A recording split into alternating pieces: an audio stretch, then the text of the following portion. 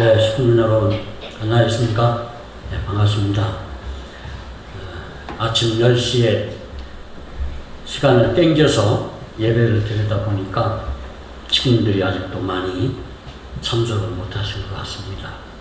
또 참석 못하신 식구님들은 줌으로 지금 함께 예배에 동참하고 있습니다. 우리 김해도 재직재단님 기도 가운데 나와 있지만 지금 아주 봄절기를 맞이해서 우리에게 많은 희망을 또 아름다움을 만끽할 수 있게끔 이렇게 환경이 조성되고 있습니다. 우리 신경인국의 그 국호 꽃이 뭐죠? 아젤리아입니다. 그 아젤리아가 만발한 정말 너무너무 아름다운 그런 절기를 저희가 맞이하고 있습니다. 이런 절기를 주신 하늘 부모님을 늘 우리가 생각하면서 또 하늘 부모님께서 이 아름다운 세상을 신비롭게 창조한 그 신비를 우리가 함께 느꼈으면 좋겠습니다. 오늘은 이제 본체론 내용 중에서 두 번째로 나의 존재와 새 진리의 출현이라는 제목으로 이제 말씀을 드리도록 그렇게 하겠습니다. 원래 이 원리 본체론이라고 하는 것은 쉽게 얘기하면 하늘 부모님에 대한 그 신비와 능력과 그 신성을 아주 구체적으로 우리에게 밝혀주는 그런 것을 우리는 원리 본체론이다 이렇게 말씀을 드릴 수가 있습니다. 자, 이제 그렇다면은 무형으로 계시는 그 하늘 부모님을 왜 우리 인간들이 알아야 하느냐 하는 문제입니다. 왜 그분을 알지 않으면 안 되느냐 하는 것이죠.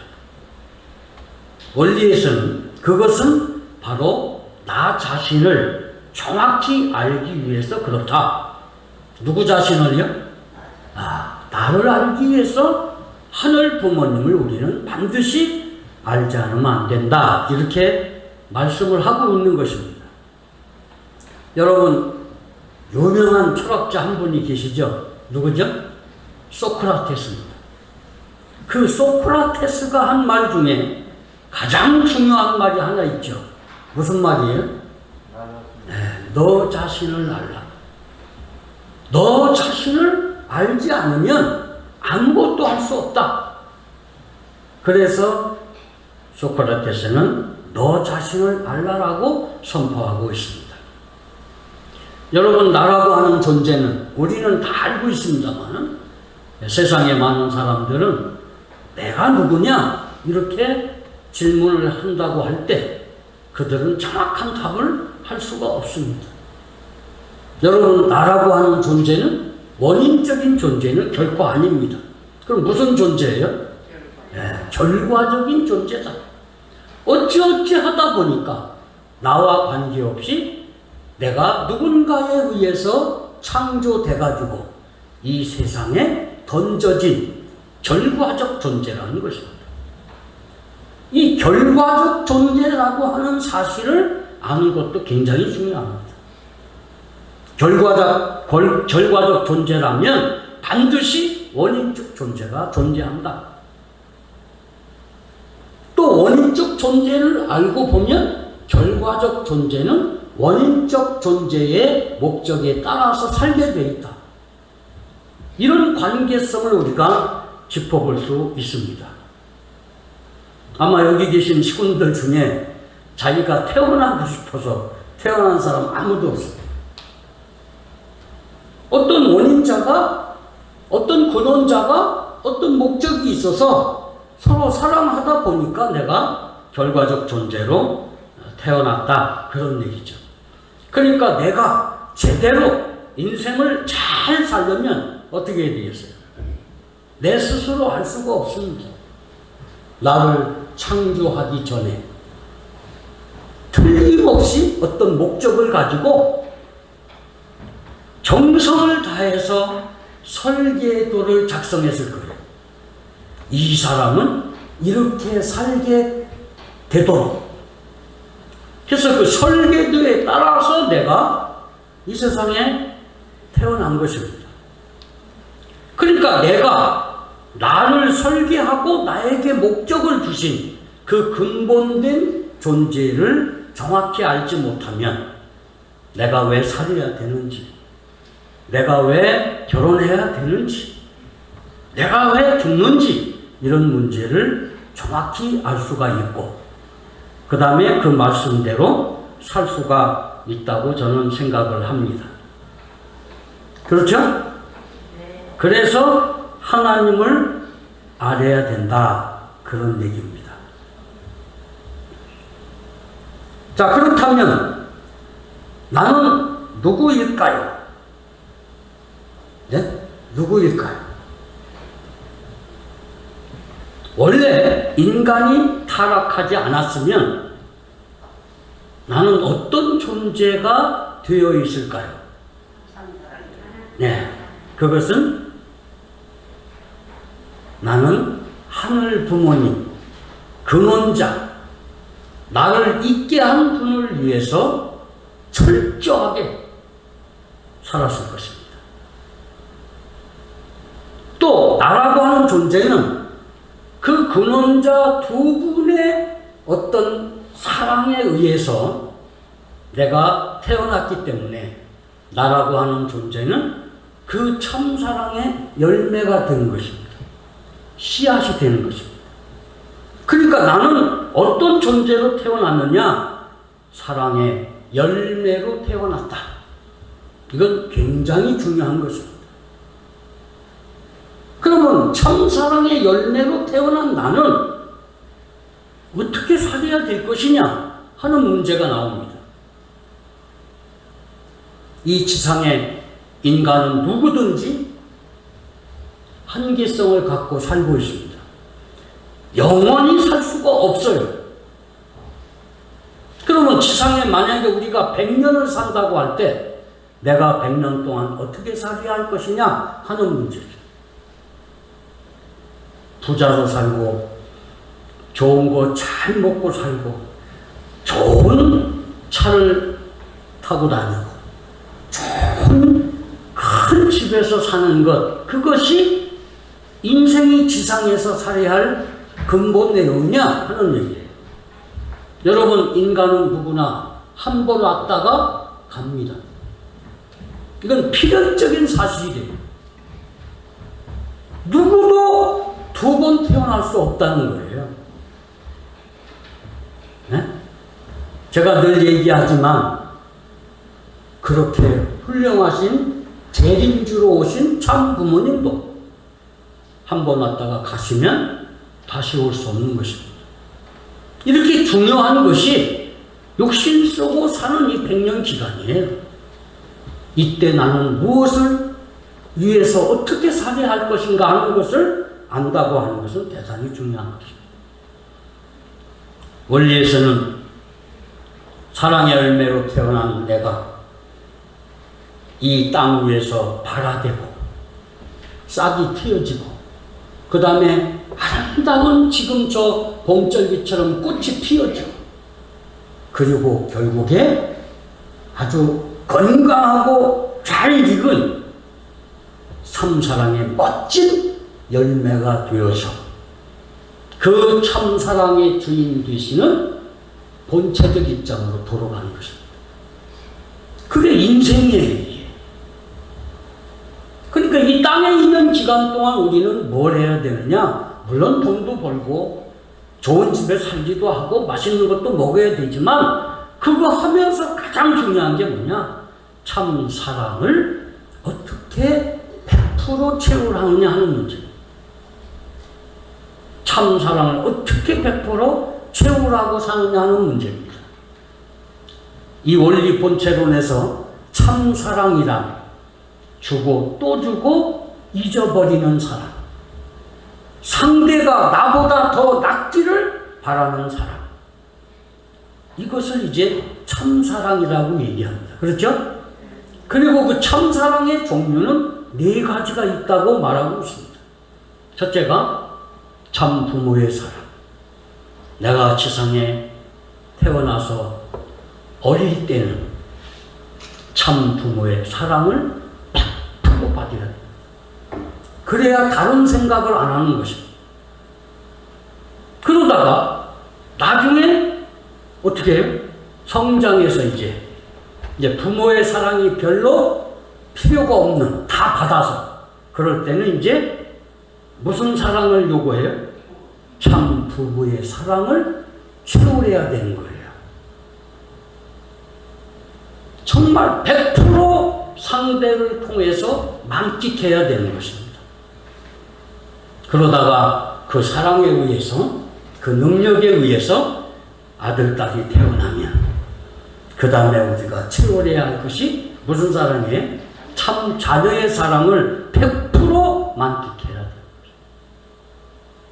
그 다음에 형제 자매의 사랑과 더불어 이제 3대가 같이 살면서 그 손주 손녀들이 그저 돌아다니면서 사랑을 주고 또 사랑을 느끼게 해줍니다. 그렇게 돼서 결국 나라고 하는 존재는 그런 가정을 이루어서 사람을 입체적으로 100% 채우는 가운데 완숙되어지는, 열매로 맺어지는 그런 인생의 길을 가야 되는 거예요. 그게 원리 본체론에서 제시하고 있는 것입니다. 굉장히 중요하죠. 그렇기 때문에 본체론에서는 가장 중요한 게 뭐냐? 원리가 중요한 게 아니에요. 뭐가 중요해요?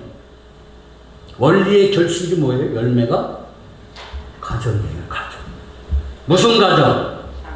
참된 천국 가정이 가장 중요하기 때문에 우리 가정연합 체제로 전환된 것입니다. 이런 사실을 우리가 알고 살아야 돼요. 그래서 아버님께서는 뭐라고 얘기하느냐? 너희들은 하늘 부모님의 사랑의 파트너다. 야, 이게 타락하지 않으면 되어졌어야 할 나의 가치라는 거예요. 가치. 하나님의 뭐요? 사랑의 파트너. 하나님은 나를 통하지 않고는 사랑할 수 없습니다. 그러니까 하나님이 볼 때는 가장 소중한 존재가 누굴까요? 나예요. 자녀입니다. 부모가 볼 때는 자녀가 가장 귀한 것입니다. 왜? 참사랑의 파트너이기 때문에 그렇습니다. 그렇기 때문에 참사랑을 중심 삼고 부모와 자식, 부부 또는 온 가족이 우리는 행복하게 살 수밖에 없었던 나였다는 거예요. 자, 이해가 되십니까? 그러니까 이런 삶을 그대로 살다가 육신을 벗고 가는 곳이 천상천국이 되는 것입니다. 이게 우리가 살아야 할 삶의 목적이고 삶의 내용이었다 하는 것이죠. 그래서 아버님께서는 이렇게 수요를 써주었습니다. 뭐라고 썼죠? 신인지 관계는 부자지 인연이다.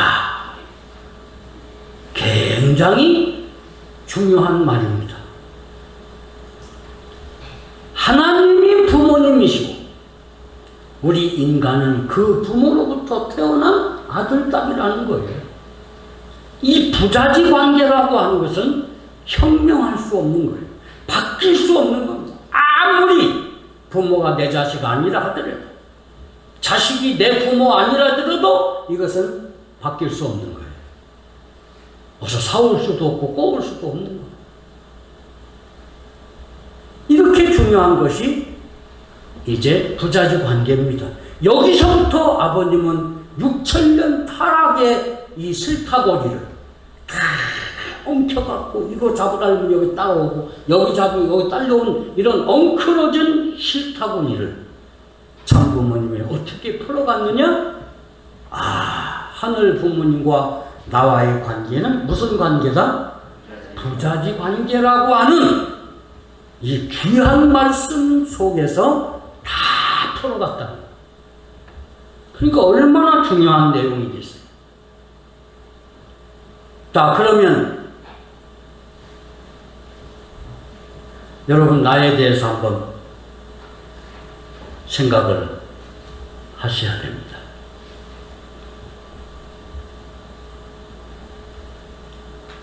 부모님이 사랑해주는 사랑에 대해서 자녀가 돌려드리는 도리가 우리는 뭐라고 그랬어요? 효라고 했습니다. 효. 그러니까 어떻게 보면 부모님이 사랑 안 해주면 자식이 부모 앞에 효 안 해도 된다는 말이죠. 그런데 참 묘한 것이 뭐냐? 부모님은 자식을 사랑하지 않을 수 없다는 거예요. 자식을 위해서 다 투입합니다. 아름다움도 젊음도 그 땀 흘리게 버린 돈도 재산도 다 자식에게 아까워하지 않고 주는 게 부모예요. 그러니까 자식은 어떻게 살아야 돼요? 그 부모에게 자기도 아까워하지 않고 충정을 다해서 부모를 모셔드리는 것이 그것이 자식이 해야 되는 효입니다. 효. 요즘에 와서 어머님께서는 그 효에다가 조금 더 의미를 부과해서 뭐라고 그래요? 효정이다. 종과 횡을 아우른 서로가 효를 해야 된다. 그런 의미로서 말씀을 하고 계시는 것입니다.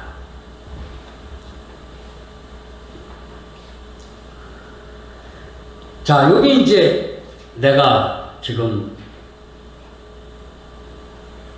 타락하지 않았을 때의 나의 모습. 이런 인간은 항상 창조 본성만을 갖게 되고 큰 그 이상을 다 이루며 살고 있기 때문에 늘 행복한 것입니다. 그리고 늘 희망이 있습니다. 여러분 희망이 있습니까? 어머님이 요즘에 가장 인류에게 던져주는 이 메시지가 뭐죠? 그게 바로 희망입니다. 희망. 잃어버렸던 하늘 부모님을 모시고 사는 자에게는 모든 문제를 해결할 수 있고 심지어는 코로나까지도 극복할 수 있다고 하시는 것입니다. 그러니까 창조 본연의 인간으로 돌아가라 그런 말이죠. 이게 어머님의 지금 메시지입니다.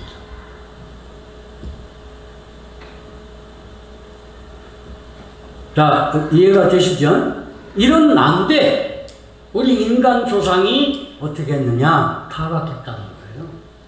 이걸 받아들이지 않으면 아무것도 해결되지 않습니다. 인간 조상이 하나님의 설계대로 살지를 못했다는 거예요. 그로부터 말미암아 세우신 하늘 부모님의 목적을 상실했다는 거예요. 그러니까 타락한 인간은 무가치한 존재, 아무 쓸데없는 존재, 천덕꾸리 존재가 되었다는 것입니다.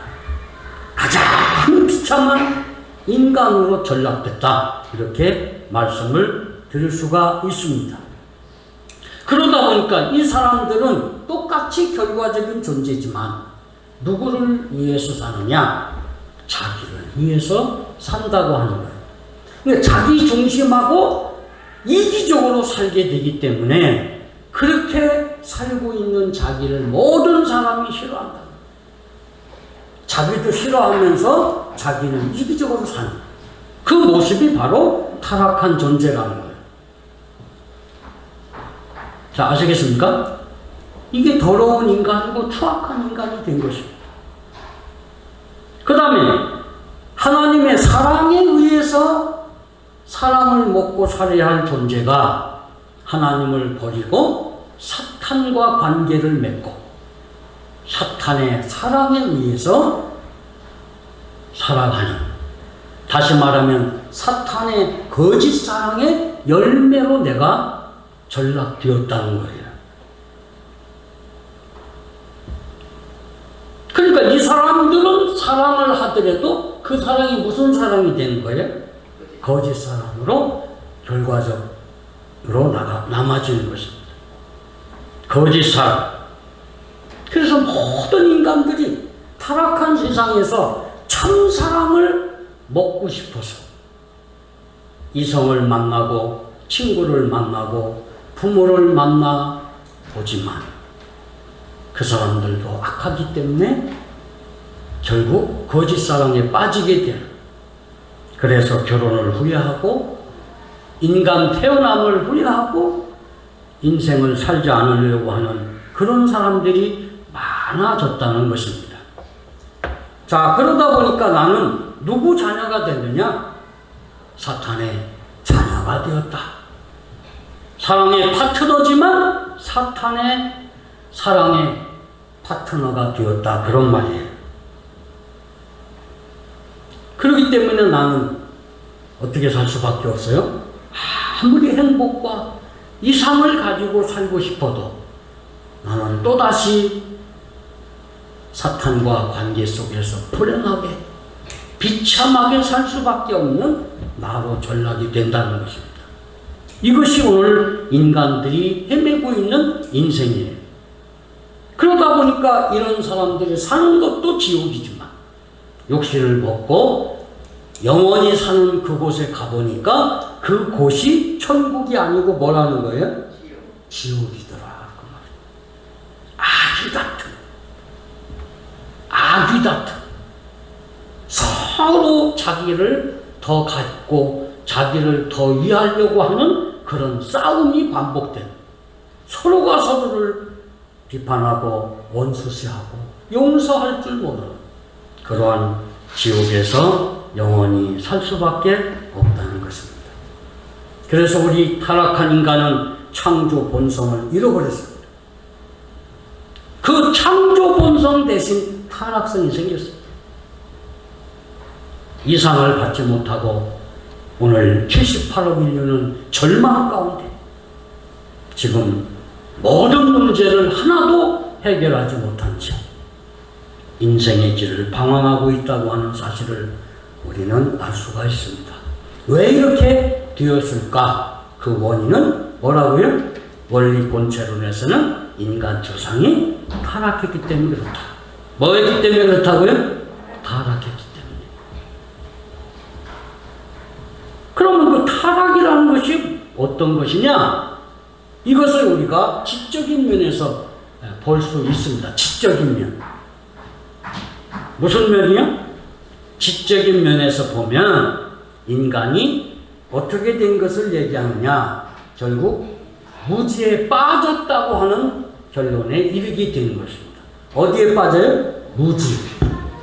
타락함으로써 그 인간은 아무것도 알 수 없는, 그래서 뻘거벗고 인생을 출발할 수밖에 없는 그런 인간이 되었다는 것입니다. 여러분, 나 자신을 놓고 보면 나는 마음과 몸으로 구성되어 있죠. 이거 부정할 사람 아무도 없습니다. 마음과 몸으로 되어 있다.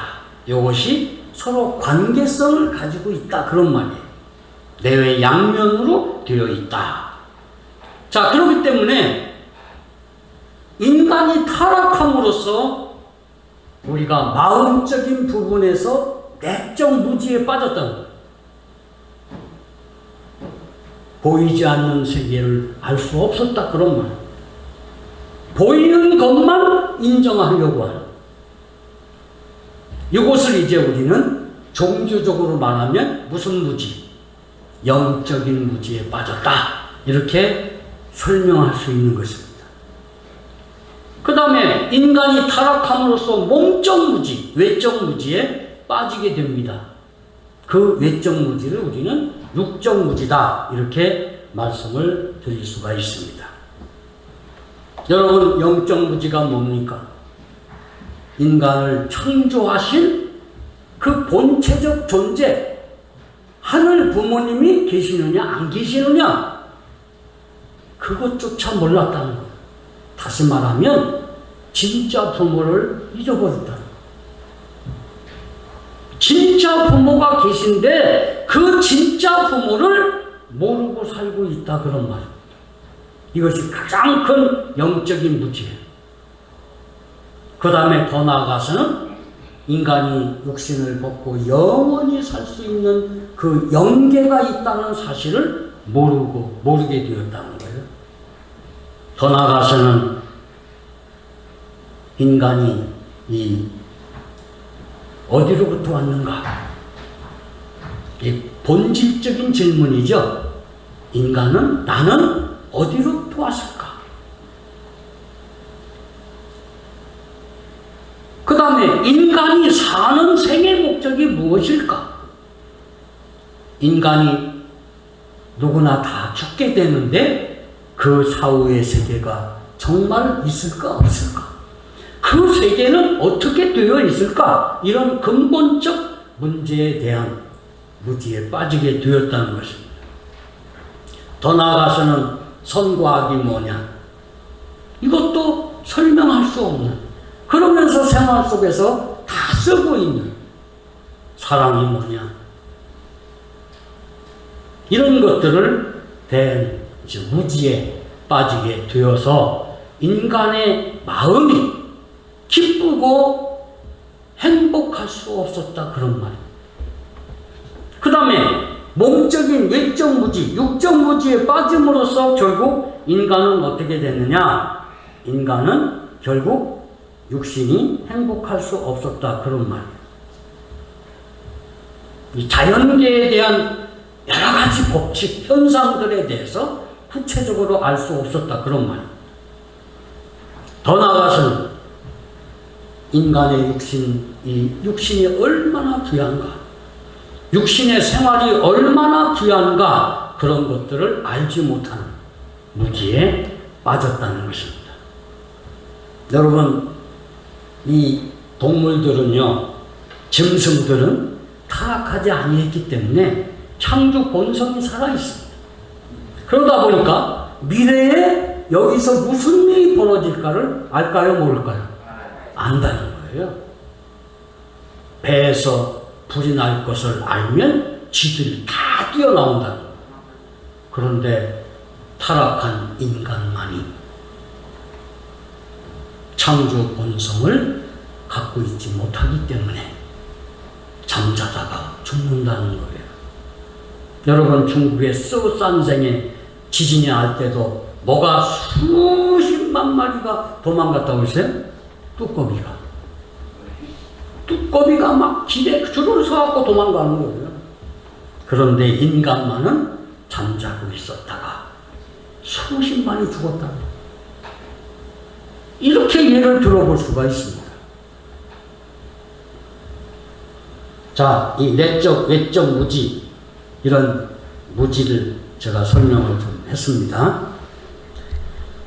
바라다 보시고 가만히 계신 게 아니라 그 인간들을 구원하기 위해서 구원의 역사를 거칩니다. 그래서 내적 무지에서 내적 지혜로 어떻게 해요? 이런 연구를 시켜가지고 결국 내적 진리를 탐구하게 해서 인간을 정신적으로 행복하게 해주기 위한 방편으로 세운 것이 바로 뭐다?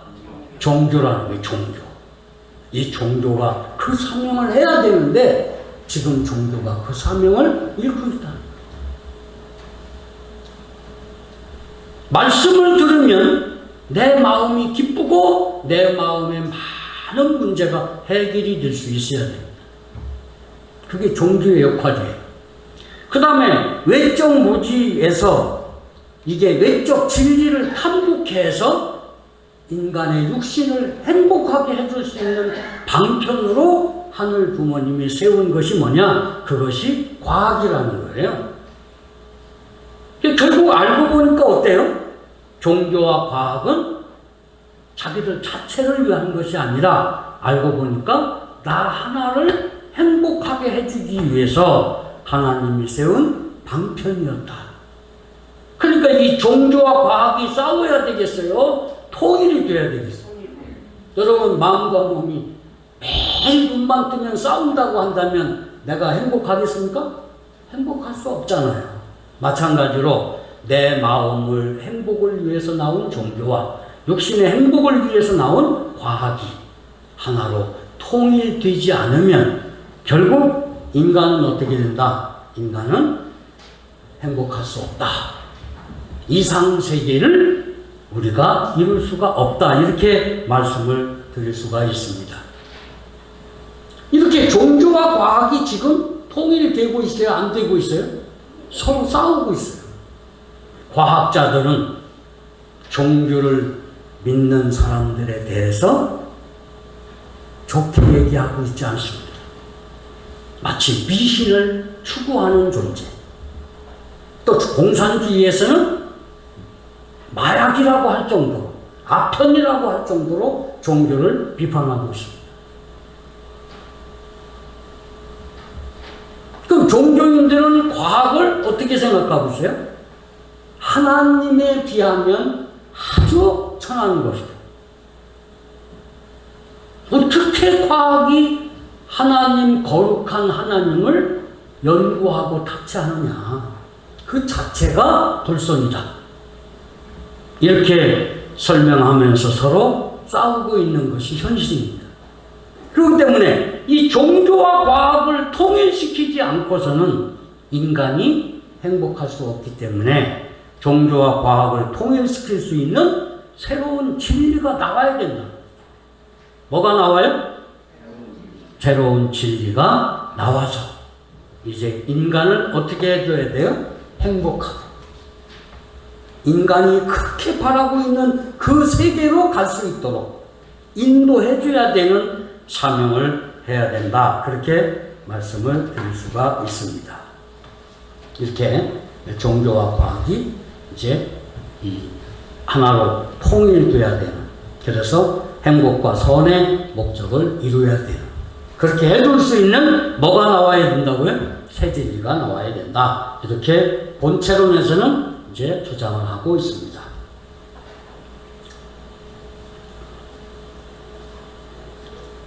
자, 이 새 진리가 나와야 된다고 하는 데 대해서는 성경에서도 많은 주장이 있습니다.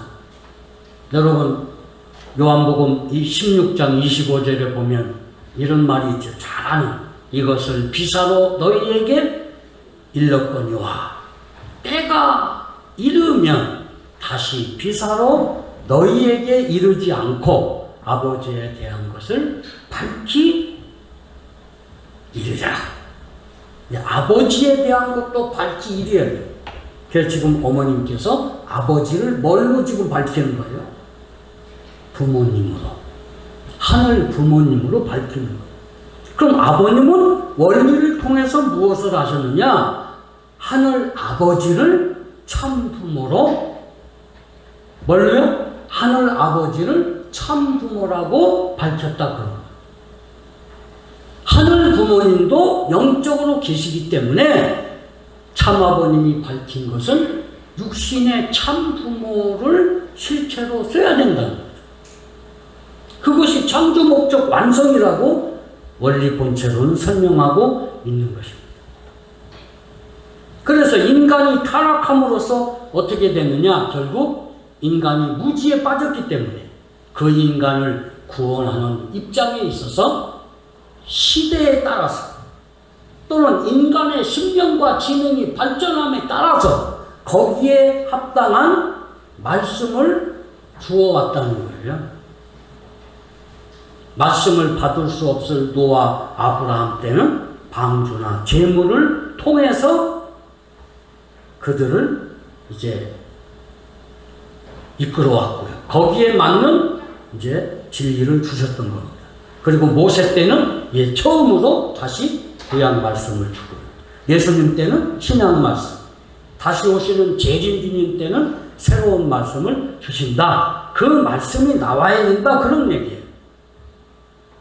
그런데 이제 기독교인들이 들으면 아니 성서 자체가 진리인데 이것밖에 진리가 없는데 또 진리가 나와야 된다. 이것은 맞지 않는다. 이렇게 얘기할 수 있습니다.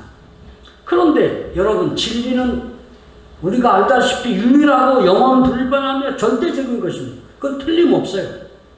그러나 이 경서라고 하는 것은 진리 자체가 아니라는 거예요. 그럼 뭐냐? 경서, 성경이나 몰몬경이나 또는 불교에서 말하고 있는 여러 가지 그 경서들은 진리 자체가 아니고 그럼 뭐라는 거예요? 진리를 가르쳐주는 교과서다. 교과서. 한번 따라해보세요. 교과서. 네. 초등학교 때 교과서가 다릅니다. 중학교 때 교과서가 다르죠? 고등학교 때 교과서가 다릅니다. 그 신념과 지능에 맞게끔 그 진리를 주는 것이다. 그런 말이에요. 자, 이해가 되시죠? 네. 그래서 이 진리는 영원하고 불변하고 절대적인 거지만 진리를 가르쳐주는 경서는 그것을 우리는 교과서다 이렇게 설명하게 된다는 것이죠. 초등학생이 학교 들어가면 국어책이 있어요. 국어책. 그 국어책이 뭐냐? 거기다가 아버지, 우리 아버지 그림을 그려놓고 그걸 가르쳐요. 그런데 그 아버지가 그 책에 있습니까? 어디 있어요, 아버지가? 집에 있죠. 그 집에 있는 아버지를 그 책에서 가르쳐주는 것이 교과서라는 거예요. 진리 자체는 예수님이라는 거예요. 그러니까 성경은 예수님 메시아를 가르쳐주는 책이다. 이렇게 설명할 수 있다. 이렇게 말씀을 드릴 수가 있습니다. 성서적으로 봐도 이런 많은 내용들이 있습니다. 요한복음 16장 12절에 그 다음에 요한복음 16장 13절에 진리의 성령이 오시면 그가 너희를 모든 진리 가운데로 인도한다. 그가 자유로 말하지 않고 오직 듣는 것을 말하시며 장래일을 너희에게 알리라. 또 여러분 잘 아시는 계시록 10장 10절에서 11절에 보면 많은 백성과 나라와 반원과 임금에게 다시 예언하여야 한다. 새 진리가 나와야 된다는 것을 성서에서 증거하고 있습니다. 이 새 진리는 어떤 사명을 가지고 있느냐? 인간의 무지와 모순성을 극복할 수 있어야 됩니다. 양면의 무지를 극복하지 않고는 행복할 수 없다. 그 다음에 모순성을 극복해서 우리가 바라는 선의 목적을 달성할 수 있어야 된다. 그리고 하나님이 무형으로 계시지만 하나님의 실체성, 지금 하나님이 계시는가? 그 다음에 창조할 때 심정, 타락한 인간을 대했던 하나님의 심정, 그들을 구원하는 하나님의 심정에 대해서도 자세히 말씀을 해줄 수 있어야 된다. 그 다음에 더 나아가서는 이 유신론을 우리가 성화시키고 유물론을 흡수해서 새로운 세계로 나갈 수 있게끔 해줘야 된다. 모든 주의 사상, 종교를 하나로 통합시켜 줄 수 있어야 된다. 그런 얘기죠. 그래서 타락한 인간을 창조 본연의 인간으로 복귀시킬 수 있는 그런 말씀이 되지 않으면 안 된다고 하는 것입니다. 그리고 마지막으로 이 새 진리는 우리 인간들에게 지상 천국을 이루고 살 수 있도록 해줄 수 있어야 됩니다. 그러기 위해서는 우리가 실체로 모시고 살 수 있는 참 부모라는 분을 이 땅에 탄생시켜서 그분을 중심하고 우리가 형제를 맺고 하나의 부모 자녀의 관계를 맺고 그래서 천주 대가족을 형성케 하는 그런 새로운 진리가 되지 않으면 안 된다. 그런 진리를 가지고 이 땅에 오신 분이 누구냐? 그것이 바로 문선명 총재다 하는 것을 본체로는 설명하고 있습니다. 문선명 총재님은 이렇게 16세 때 대명을 받으시고 그 다음에 원리를 규명하시고 그 다음에 억만사탄과 싸워서 승리하신, 그래서 하나님으로부터 인정을 받고 어인을 받아서 이 땅에 오셔서 이 원리 본체론을 선포하신 인류의 재림주여 메시아여 구세주이고 참부모이시다. 그분을 우리가 통해서 이런 모든 문제들을 해결할 때 우리는 진정으로 나의 본질을 찾고 내가 어떻게 살아야 되는가 하는 인생의 삶의 방향과 목적을 가지고 그 목적을 이루기 위해서 살아갈 수 있는 참된 인간의 모습이 된다고 하는 것을 말씀을 드리면서 말씀을 마치겠습니다. 감사합니다. 귀하신 천지인 참 부모님, 오늘 귀한 이 성일 예배에 부족한 저희들을 불러주셔서 진심으로 감사를 드립니다. 아직도 코로나 팬데믹이 끝나지 않아서 우리 동대문 가정교회 많은 식구들을 만날 수는 없지만 그래도 영상을 통해서 또는 교회에서 만날 수 있게 되었음을 다시 한번 감사를 드립니다. 오늘도 부족한 저희들을 깨우치기 위해서 얼마나 배후에서 정성을 들이시고 저희들을 염려하고 계시옵나이까. 부족하지만 이렇게 원리의 본체론을 저희가 들으면서 나의 소중함을 깨닫고 내가 하늘 부모님이 볼 때 얼마나 귀한 존재인가를 스스로 자각하면서 어떻게 누구를 위해서 살 것인가를 결의하는 귀한 시간을 갖게 해주신 것을 진심으로 감사를 드립니다. 특별히 이 땅에 찾아오신 재림주님 참 부모님을 만날 수 있고 참 부모님을 통해서 축복을 받음으로 인해 저희들이 인생의 참된 가치를 찾아 실현하고 그 목적을 이루어가는 데 부족함이 없는 저희들이 되겠사오니 하늘 부모님 참 부모님 저희들을 더욱더 사랑해 주시고 함께 해 주시고 동행케 하여 주시옵소서.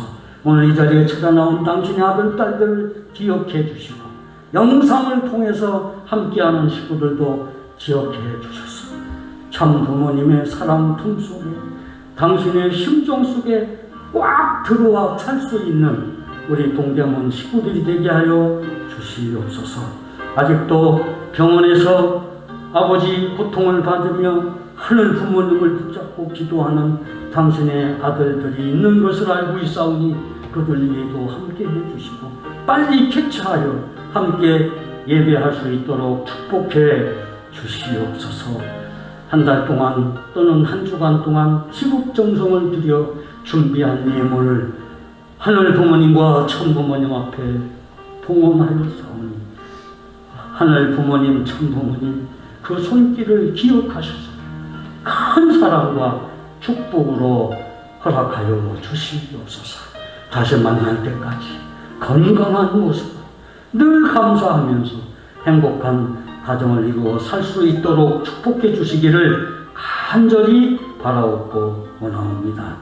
또 부교회장 부부를 동대문 교회에 보내주신 것을 다시 한번 감사를 드리면서 축복 중심 가정 김종출의 이름으로 간절히 보고하며 축원드리옵나이다. 아멘.